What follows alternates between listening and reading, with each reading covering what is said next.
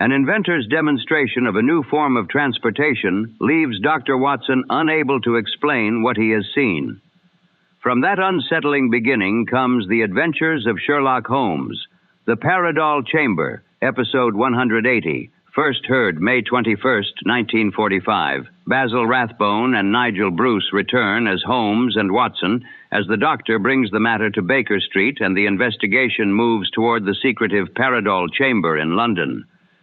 This mutual broadcasting system presentation, sponsored by Petri Wine, was produced by Harold Kemp from a radio story by Edith Miser, drawing on a passing reference in Arthur Conan Doyle's The Adventure of the Five Orange Pips.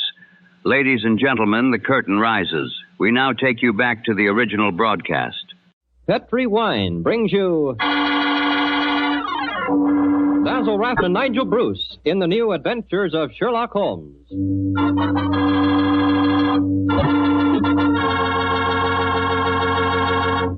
The Petri family, the family that took time to bring you good wine. I invite you to listen to Dr. Watson tell about another exciting adventure he shared with his old friend, that master detective, Sherlock Holmes. Of course, I can't be as entertaining as Dr. Watson, but I can tell you something that's really worth knowing. Simply this. The best beginning a good meal ever had is a glass of Petri California Sherry. Petri Sherry is the perfect before-dinner wine. While you're waiting for dinner to be put on the table, pour yourself a glass of that clear, amber-colored Petri Sherry. Now, just sit back and sip it slowly. Take your time so you can thoroughly enjoy every single drop of that wonderful Petri flavor. And what a flavor that sherry has. Comes right from the sun-ripened heart of wonderful California grapes. Now, you may be a real wine expert and know all about sherry wine, but believe me, until you've tried a Petri Sherry, you're really missing something, and no kidding.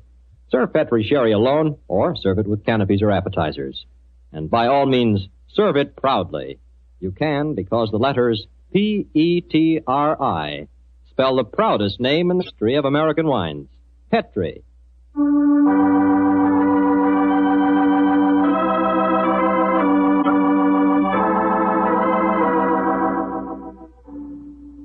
And now for our weekly visit with the good Dr. Watson. Let's see if he's expecting us. Come in. Ah, good evening, Doctor. Good evening, Mr. Campbell. It's about time you got here. Draw up a chair and make yourself comfortable. Oh, thanks. Well, you have the old black dispatch box out again, I see.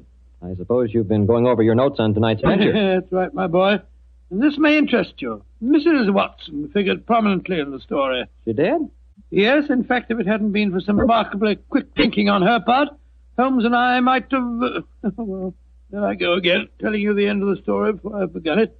Well, how did it begin, Doctor? On a winter evening in 1887. I'd been married some months, and in consequence I hadn't seen much of my old friend Sherlock Holmes. Well, you're still living at Baker Street, I suppose. Yes, my boy, but we couldn't persuade him to come round and see us. From time to time I'd heard some vague accounts of his doings, of his summons to Odessa, in the case of the Trepoff murder, and of his clearing up the singular tragedy of the Atkinson brothers. But to get back to tonight's story, my wife and I had just finished an excellent dinner. I remember had settled ourselves down for an evening of pleasant domesticity. She was stitching away on a piece of extra petit pois, and I was at my desk balancing figures in the family account book. After a few moments, my wife looked up to me and said, John, dear, don't look so troubled. "Oh, was I looking troubled?" Well, you've been scowling at that account book for 10 minutes now.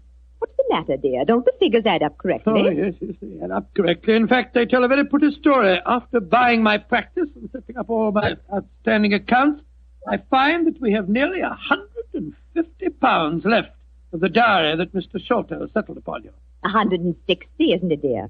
I was doing the same sum this morning. Oh, well, but that is 160. In any case, Mary dear, the point I was going to make is that we don't need the money just now. My practice is picking up splendidly, and I was thinking that we might invest it in something really sound, of course.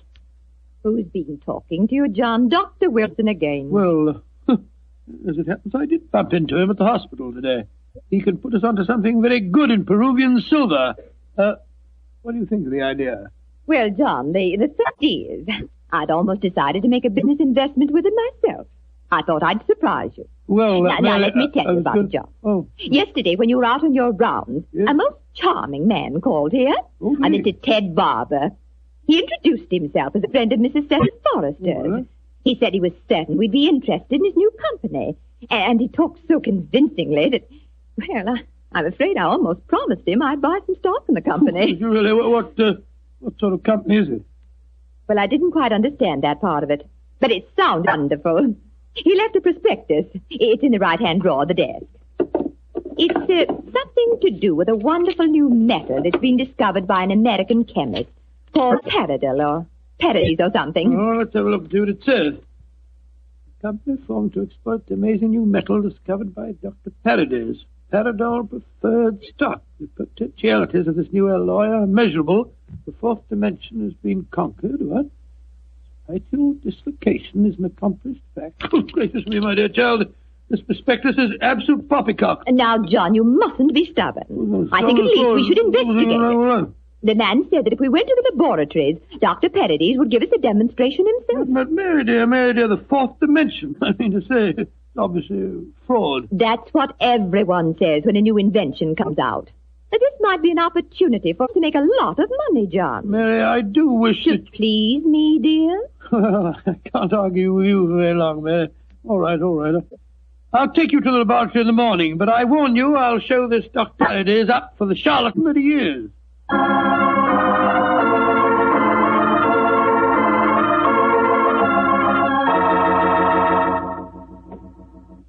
Dr. Paradis will be with you both in a moment. Thank you, my man. She's just concluding an experiment. She? Dr. Paradis is a woman, then? Oh, yes, madam, and a very brilliant one. Oh, it's the last straw. The whole thing sounded like an obvious fraud, and now we get here and find there are woman doctors at the back of the door. Just because she's a woman, it doesn't mean to say that... How do you do? I'm Dr. Paradis. Oh, how do you do, madam? I'm Dr. Watson, and this is my wife, Mrs. Watson. Oh, yes. Come into the laboratory, won't you? Oh, thank you so much, Dr. Paradis. Well, we're just wasting your time. We're not really interested in this at all, you know. John, don't mutter. Well, Mr. Barber told me that he had called on you, Mrs. Watson, and that you were very interested in my invention. Oh, yes, I am. That's why I persuaded my husband to come down with me and see a demonstration. I'll be most happy to show you everything I can. Here's a practical example of the application of my work. This chamber you see in front of you is made completely of my new alloy. Oh, what's the thing do? It's just a great metal box with a lot of dials and switches and things. Why is it so big? Do people get inside it? They can. What? Though if they do, they're liable to find themselves transported many miles from here. Come inside, won't you? Oh, what a lot of nonsense. Now, John. Before I give you the demonstration, I want you both to see that there is no exit from inside this chamber. No trapdoors or anything. The only exit is the door we just came through. Yes, it's just like an airtight metal room. Stuffy in here, isn't it? Now let's go outside again. I'll show you how the machine operates. Albert! Yes, Dr. Paradis. I'm going to demonstrate the Paradol Chamber to Dr. and Mrs. Watson. Oh, very well. The usual time? Yes, please, Albert. Now, my assistant goes inside the chamber. I close this metal door on him, so. What are you going to do with him? Within a matter of seconds, he will be 7 miles from here. Really, madam, you Please, can't Dr. expect Watson, us to believe. you're a scientific man. At least give me the opportunity of demonstrating my work. I'm sorry. Now, I adjust these dials, turn on the electrical generator, and...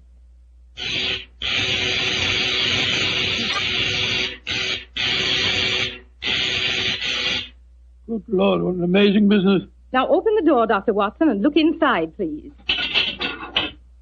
Great Scott, he's gone. I don't believe it. Dr. Paradis, will you explain this to me? Gladly. My metal Paradol is an unnatural alloy. What? It causes a dislocation in the warp of space and enables us to enter the fourth dimension. You see, time is a dimension. Any object in the past, present, or future can be described precisely in 3 dimensions of space and 1 of time. Yes, but this machine of yours... The alloy of Paradol, combined with the great forces of electricity, has created a new force. This element is controlled by these dials, and it is possible to move in 4 dimensions at once. Thus, bodies or other objects can be transported great distances away, all in the twinkling of an eye. I coined a word to describe the process. Teleportation, I call it. Teleportation? Well, I'm completely confused. All my scientific training tells me this is impossible, and yet... I wonder if you'd give us another demonstration. Certainly. Perhaps you yourself would like to be teleported somewhere. Certainly not. Good gracious, we know. No, I think John would be very unhappy in the fourth dimension. He wouldn't belong. Yes, you said that any objects could be moved. How about that brown paper parcel on the table over there? Certainly. It only contains some company circulars. I suggest you write your initials on it so that you can identify it later. Oh, very well. J.H.W.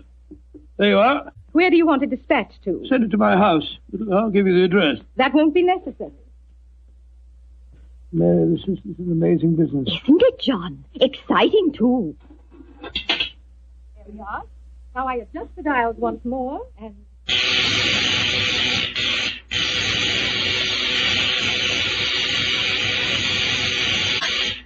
The parcel is already at your house. Oh, it's impossible. Come on, Mary. Let's get a cab and race back there as fast as we can. Well, Yes, goodbye, dear. Doctor. Goodbye, Doctor. Bye.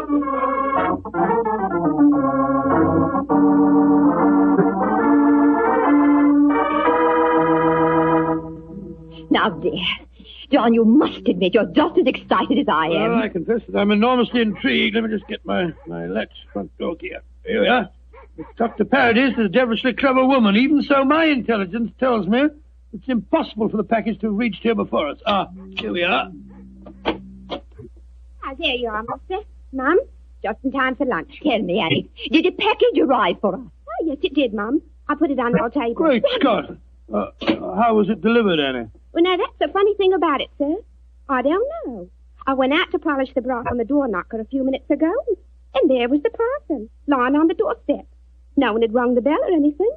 I didn't know how it got there. Thank you, Annie. You can go now. Yes, Mum. Well, John, what do you see now? There's a miracle's been performed. I don't believe my eyes. Look, there are my initials on the package. Mary, I think that if you don't mind, after lunch You'll go around to Baker Street and tell Sherlock Holmes about this. Oh, do you mind, dear? Of course not, dear. Good. It'll be nice to see Holmes again anyway.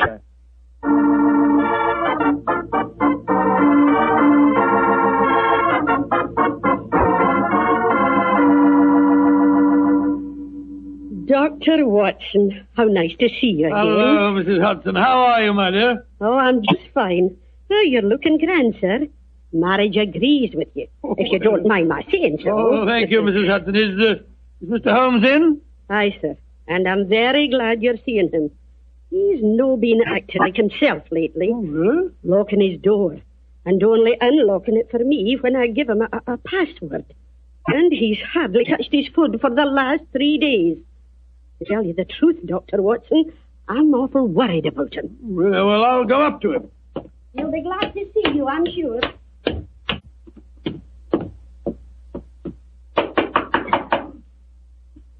Yes? Who is it? It's me, Watson. Watson? Oh, possibly. I'm not taking any chances. Holmes, this is ridiculous. Surely you know my voice after all these years? John H. Watson. Tell me what your middle initials stand for, and I'll let you in. It stands for Hamish. Watson, my dear fellow. How are you? I'm fine and delighted to see you again, Holmes. Incidentally, why all this rigmarole about locked doors and passwords? Well, Professor Moriarty has decided that it's high time to settle his score with me. There have been several attempts on my life lately. Twice I've been attacked in the streets, and only yesterday a shot was fired at me through the window you see broken there. Lord Holmes, you must be careful. I am being very careful. That's why I indulged in what you refer to as all this rigmarole. But, well, enough of my problems. What's on your mind? There's a sparkle in your eye and an air of excitement that tells me that you've some news to impart. Well, I must say there is something. Of course there is, my dear fellow. Come on, tell me about it. You ever heard of a new metal called Paradol and its inventor, Dr. Paradis? Oh, yes, indeed I have. I received a prospectus concerning it the other day. Well, what do you think of the idea? Oh, obviously it's rubbish designed to fool a gullible public into buying shares. Don't tell me that you were taking advice. Oh, no, of course not, Holmes. Naturally, as a scientific man, I knew it was rubbish. My wife, however, had become a little involved in the concern, and so today, to prove to her that the whole thing was a fraud, we went down to the laboratory and met this Dr. Paradis. Oh, did you indeed? In the first place, let me tell you, this Dr. Paradis is a woman. Oh, a woman? As you can imagine, I didn't have any difficulty in discrediting her theories. In fact, I'm afraid I made her seem rather stupid. However, we did stay there long enough for her to give us a demonstration.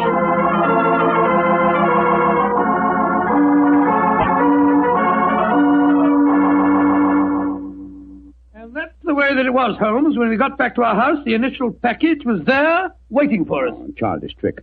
Obviously, the Paradol Chamber contains an ingeniously hidden trap door, through which the assistant disappeared and later the package. A fast cab then took it to your home before you could get there. Oh, yes, oh, really? Well, yes, of course, that's exactly how I explained the thing to Mary. Was she pressed with the fees? Yes, she was. But you know how women are. I tried to tell her the whole thing was a fraud. She's very obstinate. I was hoping perhaps that you will help me expose the concern. Oh, hardly seemed necessary, old fellow. Such an obvious fraud. However, for your sake, I'll be glad to do anything I can. Well, I thought we might go down to the laboratory late tonight when nobody's there and take a look at that Paradol Chamber a little more closely. Yes, well, good idea. After being cooped up here for 3 days, it'll be a pleasure to get some night air and indulge in a little simple burglarizing. Oh, shall I call for you here? No, wait a minute, dear fellow. It's much too dangerous. I'll be in a hansom cab outside your house about 11:30 tonight. How's that? Splendid. Quite like old times, isn't it, Holmes? Yes, 'tis, old chap, though I think that this time, for Mrs. Watson's sake, I must try and keep you out of trouble.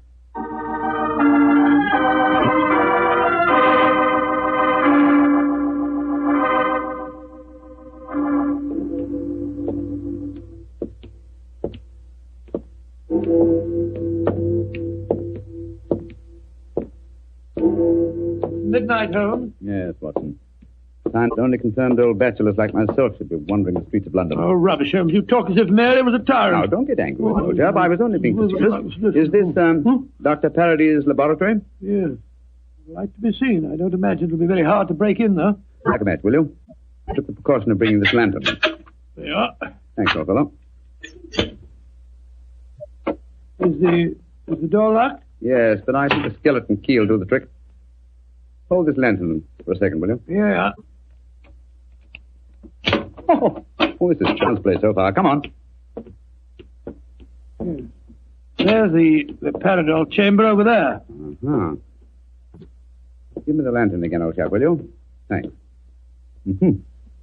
Quite an elaborate construction. The door's been left open. Let's go in and take a look at the inside of it. Not both of us, Watson. If this is the only entrance, and the two of us walked in, it'd be too easy to slam the door shut on us. I suppose so. You go in and I'll keep watch out here. All right. Oh, I trust that in a few minutes I won't find myself lying on your doorstep. Holmes, there are times when your sense of humor is a little strained.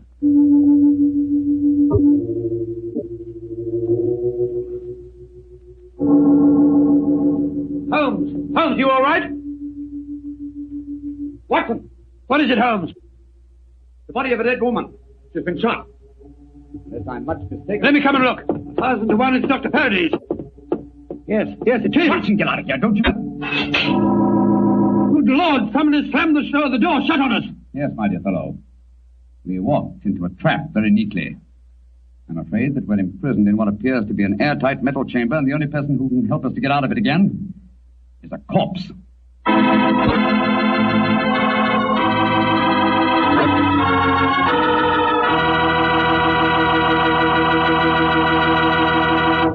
Dr. Watson's story will continue in just a few seconds. It's time for me to remind you that good food always tastes better when served together with good wine. Did you know that Petri makes 2 wonderful mealtime wines? Wines especially made to go with food? Well, they do. Petri California Burgundy and Petri California Sauterne. You want a rich, hearty red wine that's great with any meat or meat dish, you just try Petri Burgundy. And if you want a wine that's perfect with chicken or fish, try a delicate golden-colored Petri Sauterne. Petri Burgundy if you want a red wine, Petri Sauterne if you want white. But always a Petri wine if you want a good wine.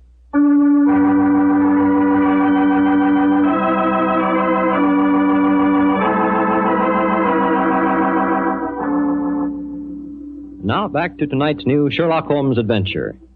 It is in the early hours of a winter's morning in 1887. The famous pair, while investigating the mysteries of a scientific laboratory in the East End of London, have been trapped in an airtight metal cabinet, their only companion being the dead body of a woman scientist. As we rejoin our story, Sherlock Holmes and his old friend Dr. Watson are listening intently as footsteps approach what appears to be their metal coffin. There's someone outside. They're sliding back to the mental panel. Good evening, gentlemen. That voice, it's Dr. Parady's assistant. Let us out of here. Or should I be more precise, Mr. Holmes, and say good morning? Hello, Moriarty. Moriarty, you scoundrel. I can just get my hands on him. Dr. Watson, wish you could get over your dislike for me. For my own part, I'm genuinely sorry that my trap had to catch you, too. I've often felt unhappy that you're not on my side. Such slavish admiration of you given your friend Sherlock Holmes must be highly gratifying. There's never mind about all that. What did you up to? It's obvious, my dear Watson. The whole scheme was a plan to lure me out of my safe hiding by presenting an intriguing problem, and one that victimized the wife of my old friend. You knew it would get back to my ears, didn't you, Moriarty? Yes, exactly. But why did you murder this Paradise woman? That's equally obvious, my dear Watson. It served her purpose in presenting a most convincing scientific front. As soon as the trap was baited, it was a liability. She might tell tales, and so she was killed. Like so many other of your accomplices, my dear Professor. Ah, precisely. Now, my dear fellows, I'm afraid that I must close this panel and say goodbye. Quite sorry to have to kill you, but you're becoming dreadfully in my way. And how do you plan to kill us, Moriarty? By doing nothing more than closing this panel. I could be frightfully dramatic and release deadly gases into the chamber, or poisonous snakes, or something equally colorful. But quite frankly, it seems so much simpler just to shut you in. Your oxygen supply won't last very long, you know. And for your benefit, Dr. Watson, I may tell you that Paradol, whatever its other shortcomings as a metal, is bulletproof. Goodbye, you meddling fools! Oh. There seems nothing for us to do but look around and ascertain our chances of escape. Holmes, I don't like this. We're in a very nasty situation. My dear Watson, sometimes you're a master of understatement. Aha, just as I thought. What have you found, Holmes? Sliding panel, just behind the dead woman. It leads us to a passageway. A passageway that has been bricked up only within the last few hours, but long enough, I'm afraid, to make it impossible. No, there's no escape here. Hold the lantern a little higher, will you, old chap? Yeah. That's it. Well, what are we going to do now? I was just estimating the cubic capacity of this chamber. The air supply should last comfortably for at least another 8 hours. I recommend a brief sleep to refresh us and also to conserve our oxygen supply. Sleep? Who could sleep at a time like this? I can and you can, old chap, if you discipline yourself. Well, I'll try, Holmes, but I know perfectly well I shan't close my eyes.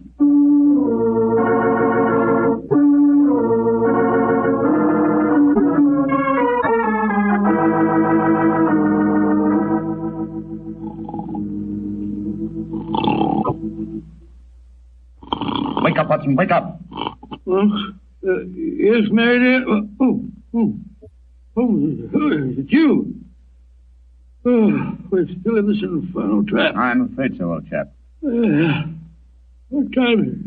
Just after 7 in the morning. How long did you estimate our oxygen supply would last? Probably about another hour. Well, it's just possible that some worker will come to the laboratory early and let us out. I shouldn't count too much on that if I were you. I suppose not. I say, Holmes, I'm famished. Yes, I thought you would be, my dear chap, so I saved you this half of a bar of chocolate. I ate my own share just before you awakened. Oh, thanks, my dear fellow. Did you sleep too, Holmes? No, I didn't, Watson. I employed my time in conducting a minute examination of this chamber. I was trying to find some possible way of getting out. And you failed, eh? I'm afraid so. Holmes, this looks like the end, doesn't it? Well, if it is my time to die, I'm glad that we're together again. Although I blame myself entirely for letting you into the trap. Come now, my dear fellow. Don't take it as badly as that. But you admitted you're defeated and that there's no possible way out of this destiny. I meant that there's no way out from the inside. So my plan worked. Good gracious me, what on earth? The guard, there you are. Mary! Mary, you dear little thing. You must have been frightened to death. Hello, John. Poor dear, you must have spent a miserable night. Well. Mr. Sherlock Holmes and Dr. Watson have been getting themselves in trouble again, eh? Mister, this is no time for your heavy-handed badinage. There's the body of a murdered woman inside that chamber. She was killed by Professor Moriarty. Professor Moriarty? Too bad you didn't get my message sooner. Your message? Oh, bless myself, Holmes. I wish you'd tell me how you got your message to Scotland Yard. Well, ever since these recent attacks on my life, I've had my delightful band of ragamuffins, the Baker Street irregulars, watching my house in fixed watches, 2 at a time. I gave the boys instructions to follow me whenever I went out. And if ever I did not reappear within 3 hours, they were to report to our friend Lestrade at Scotland Yard. Holmes, you're amazing. You think of everything. Just a minute, gentlemen, just a minute. I didn't get no message from any of your Baker Street irregulars. Oh, you didn't? No, sir. Though I did find a couple of the boys tied up when we came in here just now. But if you didn't get a message from them, how did you come here so opportunely? That's an easy one. Because Mrs. Watson here came and fetched me. You did, Mary? But how on earth? Go on, Mom. What? Tell him. Well, it's really very simple. When John came back from seeing you yesterday, Mr. Holmes, he was over elaborately casual in his references to the Paradol Chamber. So, of course, I knew at once the two of you were going to investigate the matter. I also caught him oiling his revolver after dinner. I didn't know that you slipped out last night, John. But as soon as I woke up this morning, I realized what had happened. So I went straight to Scotland Yard for Inspector Lestrade and brought him here with me. Why, Mary, you clever little thing. Isn't she a clever darling, Holmes? Mrs. Watson, this has been a salutary experience. Will you allow me to congratulate you on your deductive ability? Well, that's very nice of you, Mr. Holmes, but I really don't deserve any compliments, if you don't mind my saying so. It was elementary, my dear Mr. Holmes. Elementary.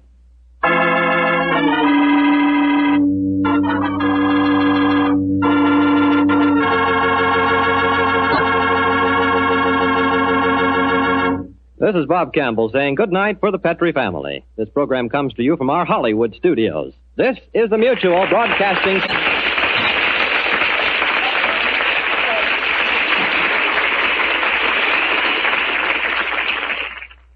Tonight's presentation of the Paradol Chamber now comes to a close. Follow the adventures of Sherlock Holmes for more classic broadcasts.